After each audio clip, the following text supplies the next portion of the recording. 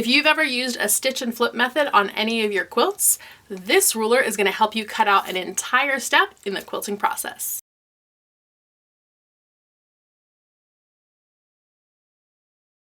Hey quilting friends, it's Carolina Moore, your favorite sewing and quilting YouTuber, and today we're talking about the folded corner clipper.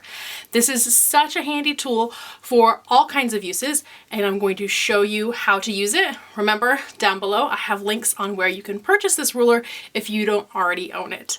So you ready? Let's get started. So the folded corner clipper is a really simple looking ruler. It's just this triangle right here, and what we're going to do is we're going to use it for what's called a stitch and flip triangle. So in this case, I have a big 6-inch square and a 2.5-inch square, and I've put them right sides together. And I want to cut this so that when this gets flipped over, I have a little triangle in the corner for a snowball block. And a snowball block is a really fun, really simple, really easy block. And with a folded corner clipper, it's even easier. So traditionally what we would do with a stitch and flip block like this is we would draw a line, and then we would sew on that line, and then we would cut our seam allowance to 1/4 inch. We're actually going to cut out a bunch of those steps, making this so much faster to do. So I'm going to rotate this because I want to put my ruler on the part that I want to keep. And you can see that I'm lining this up with my 2.5 inch. I'm going to go ahead and grab my spot on dot. The spot on dot was my invention, and it is a magnifying lens that we pop right on our ruler to be able to see all those lines so much more clearly. So I can see that I'm all lined up here and along the edge, and then I'm just going to take my rotary cutter and trim that away. Now I've left myself with a perfect 1/4 inch seam allowance, and I can just stitch this on my sewing machine just like this. 1/4 inch seam allowance, and when I flip this open, I have my perfect snowball corner already done. No need to go back and trim off, no need to trim dog ears, nothing. I just press it and I'm done, skipping an entire step in putting together blocks like this. You can do this around all 4 corners to complete a snowball block. And you also have these really perfect, great size triangles left over. You can, if you want, use these as leader enders and stitch a 1/4 inch seam, and now you have tiny little scrappy half square triangles that you can use for fun scrappy projects. Speaking of half square triangles, you absolutely can use this method for making half square triangles. These are 2.5 inch squares. I'm just putting them right sides together. Normally what we would do is we would mark our diagonal line. Again, we're not going to do that. I'm just grabbing my ruler. I don't need to move my spot on dot because I'm still using that same 2.5 inch size. And I'm going to cut that off. So now all I need to do is stitch and press, and I'll have my little half square triangle all done. Okay, so one more way to use this ruler is for making flying geese. So we've done snowball blocks, we've done half square triangles. You can also use it for flying geese.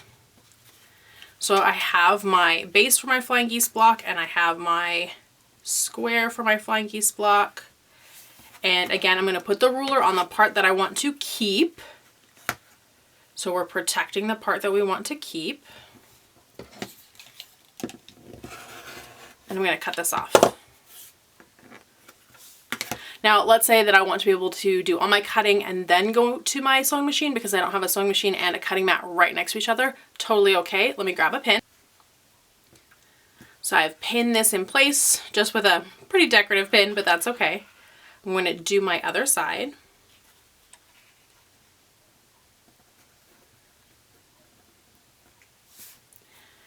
And again, we want to put this on the part that we want to keep.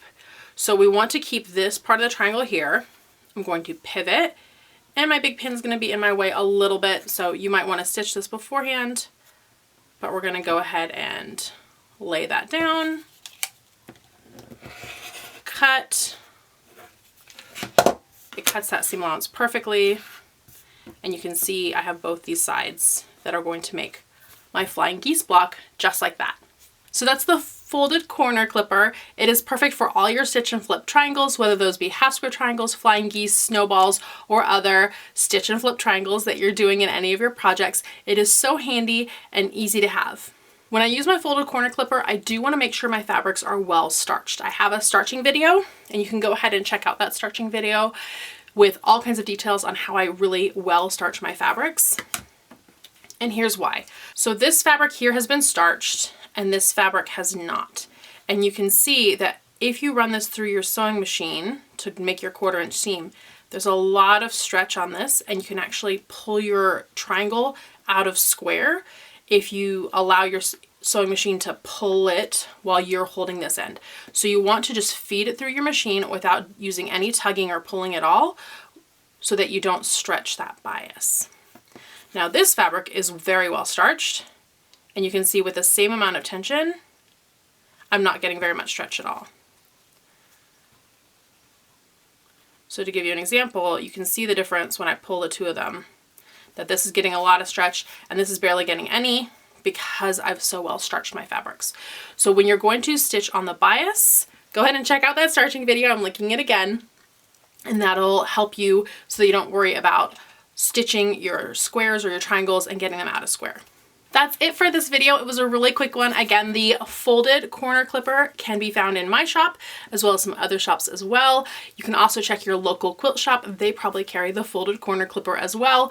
Go down into the description and you'll find the links to places that you can purchase the folded corner clipper, as well as places that you can get your spot on dot to help you see all those lines and cut more precisely. Thanks so much for watching, my friends. If you enjoyed this video, give it a thumbs up. If you have any questions or comments, leave those down below. I do look for your comments and I love them. And if you are not yet subscribed to this channel, make sure you subscribe. We have lots of quilting friends here, and I love teaching you and sharing all kinds of things about quilting. I love quilting and I love sharing it with you. So thanks again for being here, and I will see you right here real soon. Bye for now, my friends.